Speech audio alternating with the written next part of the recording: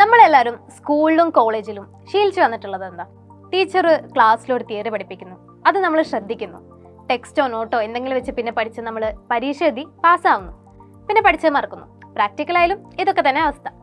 നിങ്ങളിന്ന് ജീവിതത്തിൽ ആഗ്രഹിച്ചെടുത്ത് എത്തിപ്പെടാതിരിക്കാനുള്ള main reason നിങ്ങൾ ചെറുപ്പം മുതലേ ശീലിച്ചു വന്ന ഈ സിസ്റ്റം ആയിരുന്നു നിങ്ങൾക്കറിയോ? ഇതിൻ്റെ പ്രശ്നം സിമ്പിളാണ്. ഞാനിപ്പോൾ ഡ്രൈവിംഗ് പഠിക്കാൻ വേണ്ടി 2 വീലറിന് ഒരു ഡ്രൈവിംഗ് സ്കൂളിൽ ചേർന്നു എന്ന് വെക്കാം.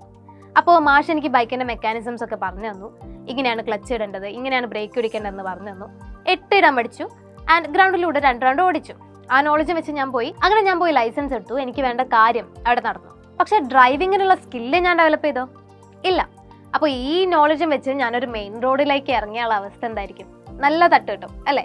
അപ്പോൾ ഇങ്ങനെ പല എക്സ്പീരിയൻസ് ഉള്ള ഡ്രൈവിങ്ങിൽ സ്കിൽഡ് ആയിട്ടുള്ള ആൾക്കാർ വളരെ ഫാസ്റ്റായി വണ്ടി ഓടിക്കുന്ന ഒരു ഹൈവേ പോലെയാണ് നമ്മുടെ ഇൻഡസ്ട്രി.